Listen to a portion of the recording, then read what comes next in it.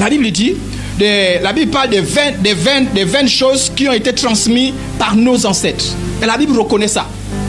Que les habitudes, certaines habitudes, attitudes, malédictions, maladies, alliances avec les démons sont transmises par le sang. Je ne sais pas si on a compris.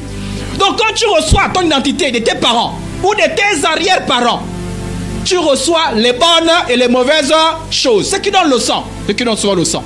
On dit faites attention. Pourquoi on fait les examens? Parce qu'on ne veut recevoir que les bonnes choses du sang.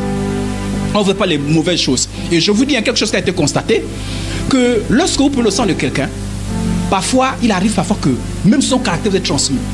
Je vous dis, sérieusement. Voilà pourquoi, faites attention même à la personne qui donne le sang.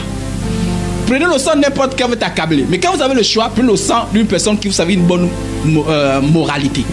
Parce qu'il a été démontré. Et voilà pourquoi certains n'aiment pas trop l'histoire des transmissions de sang. Mais parfois, vous n'avez pas le choix. Hein? Parfois, vous n'avez pas le choix. Il a été démontré que quand vous prenez le sang de quelqu'un, parfois même, ce sang-là transmet même son caractère. Vous transmettez son caractère, son attitude. Donc, c'est pour vous dire que c'était des habitudes. Les attitudes que parfois, vous voyez dans les enfants. On dit, son grand-père avait telle attitude. Voilà pourquoi lui aussi, il agit de la même manière.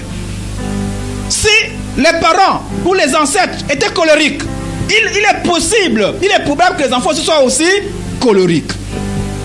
S'ils étaient impudiques, il est possible que l'impudicité soit transmise. Je ne sais pas si on a compris.